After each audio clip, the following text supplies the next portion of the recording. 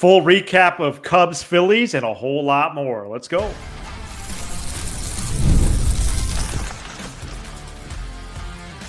You are Locked On Cubs, your daily Chicago Cubs podcast. Part of the Locked On Podcast Network, your team every day. You are Locked On Cubs, part of the Locked On Podcast Network, your team every day, alongside Sam Olber. I'm Matt Cozy. Sam and I are lifelong fans, taking our passion into discussion with you on all things Cubs. Thank you for being part of the show and making us your first listen today. And the best way you can help us grow the show is to listen or watch every day. Today's episode is presented by Amazon Fire TV Stick. Did you know your Fire TV is also an Xbox?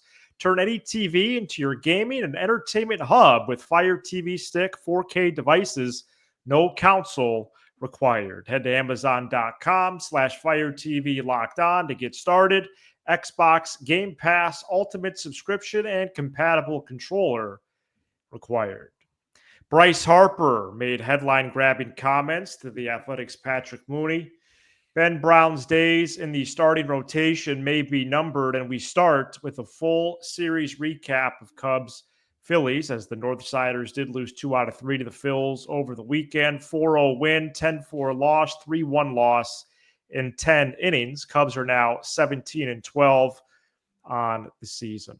Sam, where do you want to start here? Because I do think that the timing, again, on these close Sunday losses, more or less inconvenient, but the Friday was a clear definitive win and Saturday was a clear definitive loss. Yeah, I guess I'm just, it's been such a good start to the season. I just wish we would find a way to win a couple more of these type of games. We lost, we won one against the Dodgers. We lost one last Sunday. Saturday, like you said, just had zero frustration. Just zero. Just wish we had a show that night. So just zero. I live my day, my night like it was any other day. This one upset me Sunday night. First of all, look, the Cubs are 17-8 when I don't do a watch along. They're 0-4 when I do. I will not be doing another one until I cherry pick a game where they're like literally 1/3 of the losses are when you do a watch along. Yeah, I'm not doing another one until they play like the Sox or the Rockies at home. Because I really want to do one in the playoffs because I think it's late May. Because I think it's great content, but I can't keep hurting people like this. So this felt like a win, and they never score either when you're on. They scored 3 runs and 4 watch-alongs. It'd be one thing if it was a loss, they don't score. They scored 3 runs and 4 watch-alongs. 3. Yeah, well. So this one was frustrating just because I thought offensively there were some plays that just didn't work out. I was on the watch along, Matt, praying for the 1-0 hit and run for Nico. He gets it, he lines it into right, and Castellanos catches it and doubles off Swanson. PCA probably should have hit a homer, and it was an RBI double. Then he hits a rocket to lead off the inning. That ball gets blown in the wind. And then, of course, sometimes, I get it. I get the whole, hey, you're not going to win a lot of games when you have 3 hits, but sometimes you got to find a way. And this was a game I think the Cubs could have found a way, but Julian Merryweather came on. His first 2 pitches to JT Realmuto were wonderful. And then all of a sudden, Realmuto takes one borderline pitch. Could have been called a strike. It wasn't. And then Merryweather just lost it. Non-competitive, whatever. And then it all gets capped off with Vidal Brujan sitting back on a ball with maybe the fastest guy out of the box, one of the fastest guys out of the box in the game. I knew it on the watch long immediately. We were in trouble. And I think Sunday could be labeled a very frustrating loss. And I'm very frustrated. But again, to your point, we're about 10 minutes removed from it. So 20 minutes. But it just... Not even, yeah. I would have taken 3-2 before the homestand. They gave us 3-2. They just did it in a different route. They swept the Dodgers and then lost 2 out of 3 against Philly. I don't like playing teams like Philly that are struggling, that are really good. They came in here. They did what they did. Mm-hmm. To the offense's credit, I thought Aaron Nola just executed really well on Sunday. He did. I don't think he made a ton of mistakes. And when he did, the Cubs hit it right at people. Saturdays was more of all right, maybe we need to have a little bit of a Ben Brown conversation, which we're going to do in the second segment. But, fresh off of, 2.5 hours, blood, sweat, and tear watch along for an extra inning defeat, I'm a little upset. 10 days ago, we published an episode entering the homestand. Chicago Cubs can prove they are really good Yeah. this Right. homestand. Right. And 2 of the 3 losses, extras, basically the same, frustrating, little to no offense. But I have to say, where this is trending, those 2 losses, I think, are trending in the way of footnotes. And I think exiting this homestand, they are moving the ball down the field as if You love a football analogy, yeah, don't you? I do those in class all the time, as if they are going to be really good.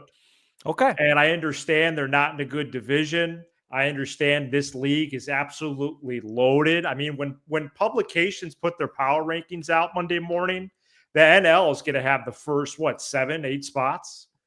It's crazy what this league is doing.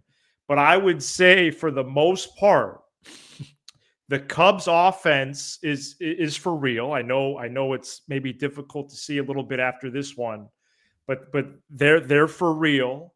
They only scored 9 runs in 3 games this weekend. So what? The bullpen has stabilized. We know the rotation has its work cut out for it after the Steele injury. But if in terms of that question entering the homestand, I think they did a lot to answer that, and they answered it with a yes response.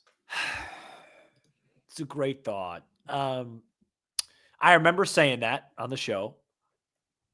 I think I feel about is exactly right around where I did going into the homestand. I'm not there yet because I need to see the offense is having a great month, and I can't come out and go, all right, like I don't know if they're going to be this good in May, right?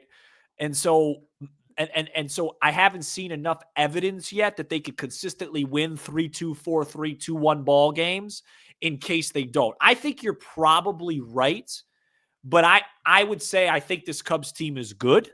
I think they're flawed. I think they're good. I think they have the potential to still be really, really good.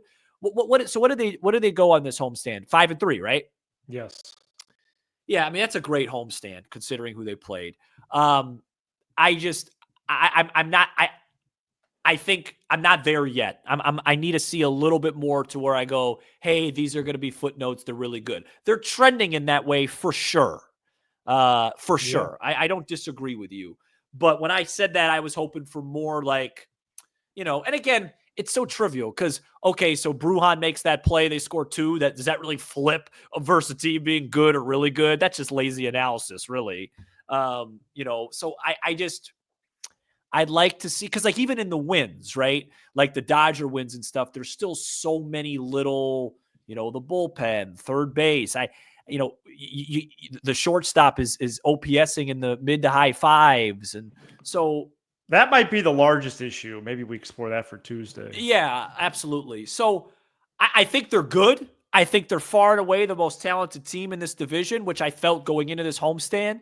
It was a successful homestand. It was a successful, what was their record? So they faced the Dodgers on the road 2-1, then 3-3, and then 5-3. So they went 8-6 in a 14-game stretch that was just a total gauntlet. Yeah. And I give them credit for it, but I still need to see more consistency from the bullpen, getting throwing strikes, especially, and defensively, just play John Birdie until further notice. Yeah, and I don't want John Birdie to lead the team at the plate in a series, but he did. He went 5 for 8. I was so confused why he didn't play tonight. It looked like he was finally finding his rhythm. I mean, Brujan absolutely. Brujan had good at bats, but no, I think it's a good question. Again, I'm going to encourage myself to do this. I want to keep kind of doing the patterns we've been doing. I think that's benefited me as a fan, going not series to series, but almost homestand to homestand, road trip to road trip. that has helped me because I don't have a crystal ball. I understand your questions about May. But we'll see. And it's true. Right around this time last year, in fact, it was this day, literally, don't is say when that. Don't say that. Okay, I won't. But I don't see any signs of that, though. That's what I mean. Yeah. I don't see any signs of that. And entering Sunday's action, since they allowed 10 runs in a single inning on April 18th, the Cubs posted a 2.93 ERA in 27 innings. That was entering Sunday. Yeah. And so that might have even went a little bit down. Hodge and Presley were good Sunday night. Merriweather walked the ballpark. But you're right. And Colin Ray, what is he, the pitcher of the month? I mean, I know he's not, but he is for the Cubs. 100%. And I talked about that on my audio. So a lot of encouraging things here. No, you're right. Ben Brown, though, I think is starting to discourage us a little bit. He's been wildly inefficient. Not necessarily because he's been wild, but on Saturday was because of a lot of contact. Let's get to Ben Brown's status and how many starts does this kid actually make coming up next. This episode is brought to you by FanDuel. The NBA playoffs are here, and FanDuel is giving new customers an incredible way to get in on the action. Right now, when you join FanDuel and place your first $5 bet, you'll get $250 in bonus bets if your first bet wins. I love how FanDuel makes betting so easy, whether it's picking my favorite team or diving into player props. It was a very fun weekend of the NBA playoffs, and I got to say, I am pretty surprised that the Los Angeles Lakers are down 3-1 to Minnesota, the Minnesota Timberwolves. I thought the Lakers had sneaky good title odds with Luka and LeBron, but Minnesota's been the better team in this series in every way. I still like the Thunder. They were my pick going in. I still like them to probably represent the West to win the title. The West right now is essentially like the National League in baseball. The West is so much better. I know Boston's good and Cleveland's good, but I haven't watched a lot of East playoffs, but the West have been a blast. So keep up with that stuff. It's great every night. And get on FanDuel and make a wager. Don't miss out. Head to FanDuel.com and claim your $250 in bonus bets today. Ben Brown pitched on Saturday, and he's pitched the last two times inefficiently. 100 pitches in 4 innings last week, 80 in 3 2/3 this weekend. He's allowed 7 runs on 12 hits in those 7 2/3, 5 walks, 11 strikeouts. And if you recall, 3 starts ago, he went 6 shutout against the Dodgers, but he was not able to take momentum from that and keep it rolling, apparently. Manager Craig Counsell was very forthright after Saturday's game, saying, quote, "We need better, frankly. And to be a starter, it's the length in the game that we need more from.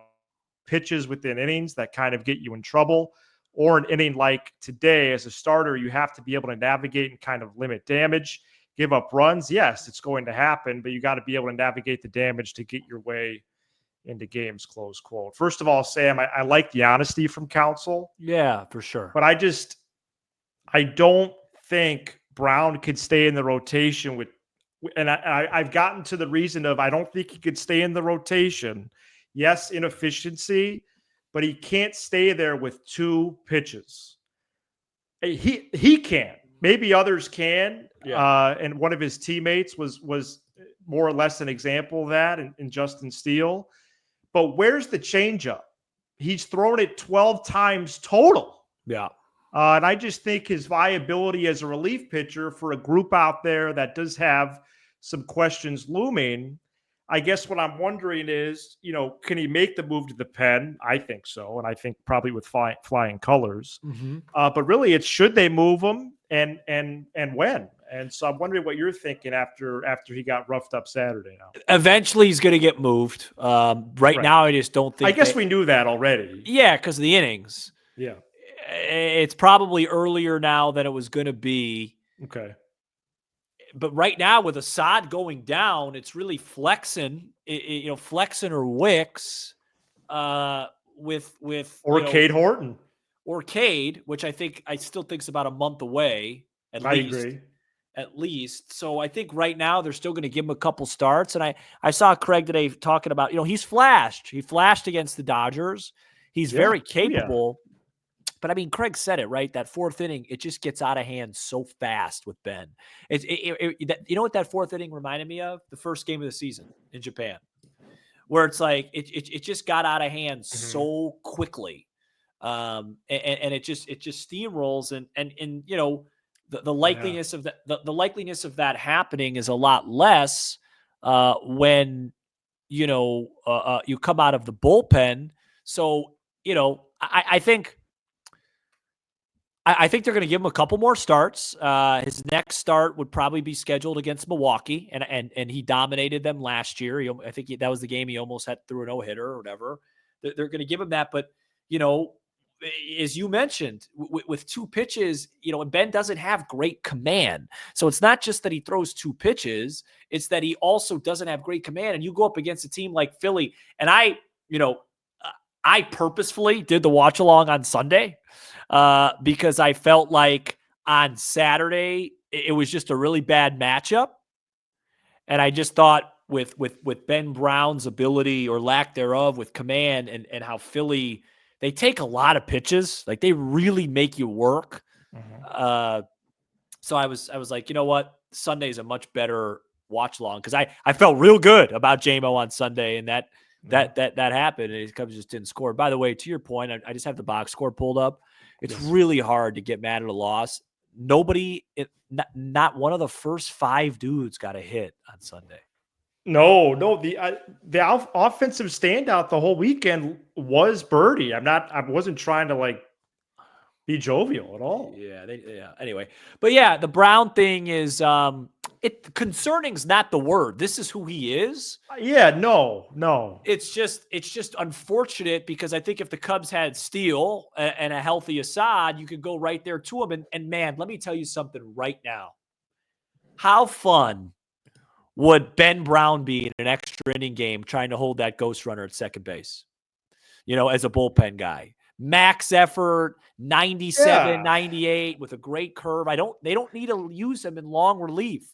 With all due respect, and Julian Merriweather had a very good spring, and he's had a decent start to the year. I just think Julian is still a sixth inning, maybe a seventh. I would love to see Brown to Hodge, and Ryan Presley's done his part so far, even though Castellanos missed a homer by about a half an inch.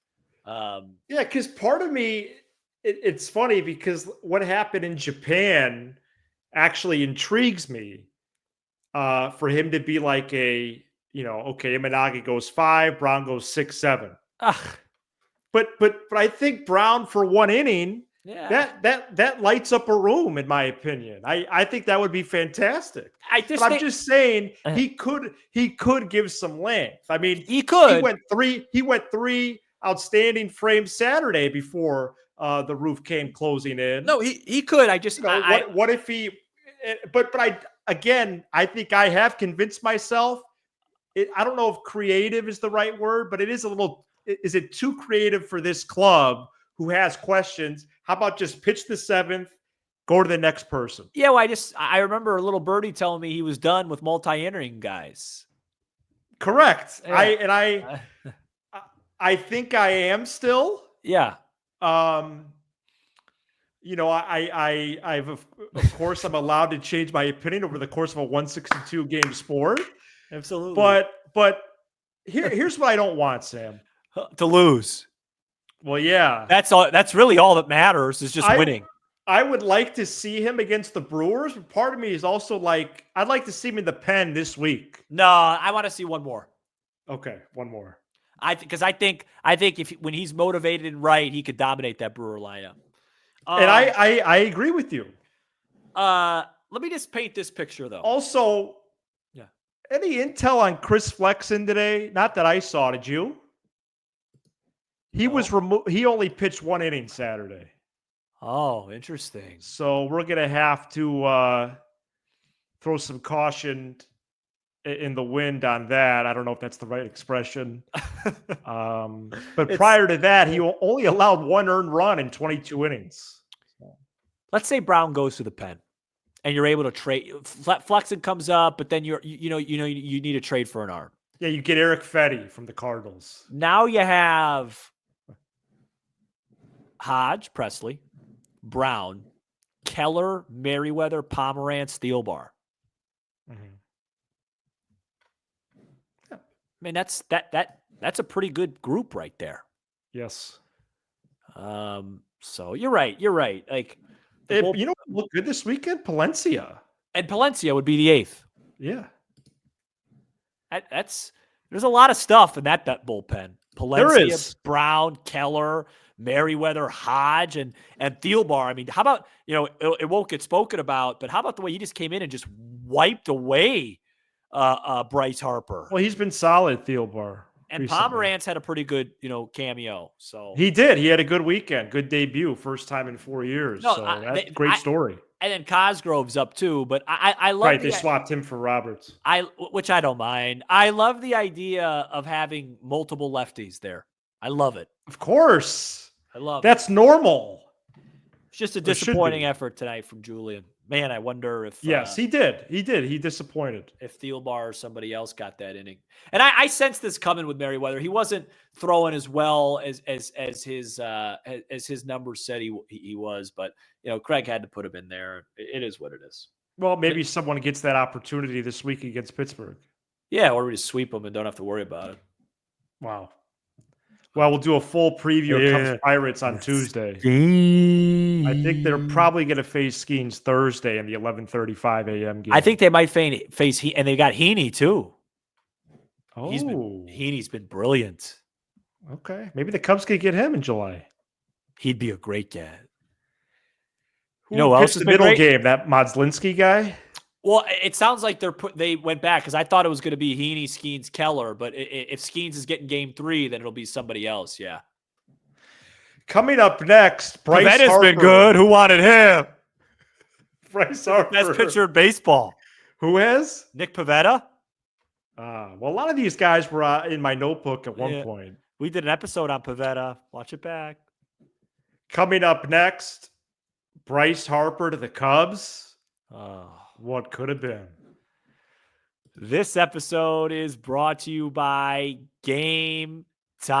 There's nothing better than catching an MLB game live. The crack of the bat, the roar of the crowd, and the smell of ballpark food. And if you're looking to go last minute, GameTime makes getting tickets easier than ever. With last minute deals, all-in pricing, and a lowest price guarantee, GameTime takes the stress out of buying MLB tickets. Plus, ticket prices drop as game time gets closer, meaning you can score an incredible deal. Game Time is the official ticketing partner of Locked On. And as the Chicago Cubs next weekend head to American Family Field, first week in May, make that trip. Use Game Time, make it Wrigley Field North, because it's time to beat those guys. And that series is a statement series. Make a statement, use Game Time, go up to Milwaukee, and make that place Cubby Blue, and at least at bare minimum take 2 out of 3, because they're not that good this year. Take the guesswork out of buying MLB tickets with Game Time. Download the Game Time app, create an account, use code LOCKEDONMLB for $20 off your first purchase. Terms do apply. Again, create an account and redeem code LOCKEDONMLB for $20 off. Download Game Time today. Last minute tickets, lowest price, guaranteed. All right, Bryce Harper made some headline-grabbing comments to Patrick Mooney of The Athletic prior to the series on Friday. Then he dropped the story Saturday night into Sunday. Let me read you 1, 2, 3, 4 paragraphs, Sam. Ready? Nope, but go ahead. Imagine if the Cubs had signed Bryce Harper as a free agent when they had the chance. Perhaps the Joe Maddon era would have ended with the 9-game losing streak in September 2019. Maybe Theo Epstein would have reconsidered his decision to walk away as team president after the pandemic-shortened 2020 season. The presence of Harper, the National League's 2021 MVP, might have presented a sell-off at that trade deadline. The opportunity was right there for the Cubs in 2018, following losses in Game 163 and the wild card round, a finish so disappointing that it led Epstein to declare, quote, "Our offense is broke," close quote. Now from Harper, quote, "Going into that offseason, the Cubs were number one on my list, without a doubt," close quote. The Cubs never engaged with Harper, though, and they can't go back and undo his 13-year, $330 million contract with the Phillies. Harper never really looked back either, directing agent Scott Boras to close a deal with full no-trade rights and no opt-outs, thereby committing to Philadelphia.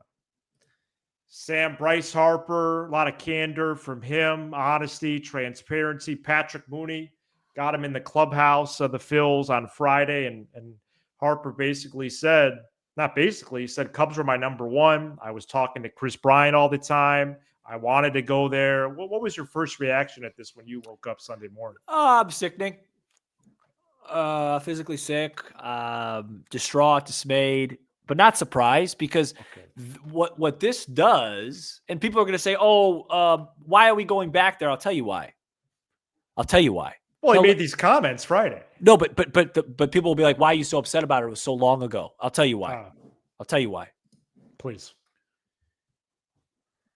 All the excuses that have come out of Cubs ownership have been about, well, we got to break even. Oh, well, the TV network's not doing great. Obviously, this hasn't been said by Tom, but just the murmurs we've heard. Oh, COVID crushed us. This was all before that. 2019, in terms of Cubs popularity and revenue, peak. You had your World Series in 16. You still had all the gang there. I remember the 2019 season. Yeah, 2018 ended badly, but when they got hot in May, that place was still on fire, and they still didn't want to give the money. Why didn't they want to give the money? Because they were connected, or they already had Jason Hayward, and they didn't want to go get another guy. And when you hear, and people go, "Well, Bryce Harper's wins above replacement's only 5, and he wouldn't be a good fit," and this, stop it. The guy's an MVP. He's hit some of the biggest hits. It just tells you what you already know, and just reminds you. To me, it was just a reminder of, Sam, relax on the Tucker stuff, man. Keep putting as much pressure on him as you can, because, why isn't the Tucker thing done already? And let me tell you this. When I say done, maybe he doesn't take it. Why has there not been hey, man, like, the Cubs are doing everything in their power. They've called Tucker. Every day they're on the phone. They want to extend this guy. We haven't gotten one of those. We've gotten one little, hey, they're engaged in talks. Well, imagine what Bryce Harper would do. With all due respect to Kyle Tucker, who at this point might be a better overall player, he's not a bigger star, right? No. Do you understand what I say? He was a premier talent at the time and still is. But I don't even mean talent. I mean draw. Oh, absolutely. Like, Bryce Harper is one of the most popular players in baseball. You go ask a casual fan, who's Bryce Harper, who's Kyle Tucker. Most are going to know Bryce Harper. Could you imagine him in the city of Chicago? And we didn't get him. Why? And he wanted to come here. And it goes back to what you said about a month ago on this very program. He didn't even meet with them in that offseason. It goes back. If we can't go get a guy like Bryce Harper who wants to come here, if we can't extend Kyle Tucker, even if it is because of money, even if he's telling the truth, then what do we? Then give somebody else a chance. Sell the team. This is the Chicago Cubs. If you can't pay Bryce Harper and he wants to be a Cub, if you can't pay, gotta hands it off to someone else. If you can't pay Kyle Tucker and he wants to be a Cub, then you got a problem. You're not doing something right. And you say Jason Hayward, aside from Jesse Rogers' piece around the new year about minority owners and this limitation, that limitation, we still don't really know why all this is. The Cubs had the top payroll in baseball in 2019, and since then they have not played with the big dogs. They have not. And they didn't play with the big dogs? Coincidentally or not, that was the first in a streak of 5 straight full years without a playoff appearance. They haven't won a playoff game since 17. Yeah, it was just a reminder. I'm going to leave it alone now. I said what I said. All's forgiven if they get the job done with 30. But that was a Right. that was a reminder that, because we've heard that. That's not the first time. It's the first time it's ever been said by him. Yeah. But we all heard he wants to come to Chicago. He We loves knew it. Bryant. And he's made for this city. But that he guy didn't even meet. They didn't even talk to him. He went to the cell. He met with the White Sox. I'll tell you this. I'll tell you why they didn't talk to him, because you just said it. Going into that year, they were like number 1 in payroll. So Tom's like, hey, we're already number 1. We don't have to. Why do I have to spend more? He only does what he feels like he has to do. And that's the good. The hope is we make him feel like he has to re-sign Tucker. He only does what he feels like he. Well, we got to keep doing that then. Yeah. Excuse me.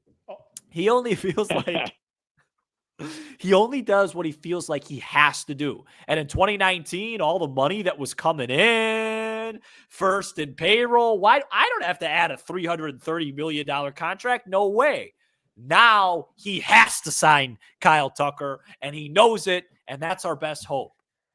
I think it just in terms of that mechanic, because I understand Vlad grew up in Canada, but just like the Blue Jays had to sign Vlad, I do think the Cubs have to sign Tucker. I do. Oh, let me tell you this, and then we can move on, because I'm disappointed in myself a little bit with the first segment, because I think you were right on that. I'm just a little upset about that loss. Just tough when we go 20 minutes right after, and I did a 2.5 hour watch along, but whatever. Bad take. If they don't re-sign him, say it out loud. No, I'm not going to say it. That's your line. I don't take your lines. Okay. I'm going a different direction. If they don't re-sign him, it'll be the first time, and people won't believe me, you will see a major drop in passion, and they'll lose fans. If you can't re-sign this guy, and I had somebody tell me today, they're like, hey, I think they're just waiting for a slump to come. It's like, come on. What does that even mean? Oh, because they can get him a little cheaper if he goes, 2 for stop 25. Pinching pennies. Yeah. Look at Addison. Yeah. A slump? This guy might win the MVP, and you might not sign him. A slump? We got to go. Man, I've been in front of a screen now for almost 4 straight hours. Thank you so much for checking out this episode. I just woke up my whole house. Oh, has there been an addition? We're here.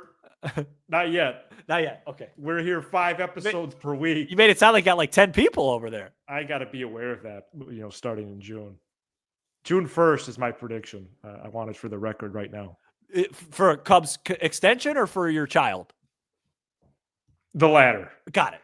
Great question. That was great.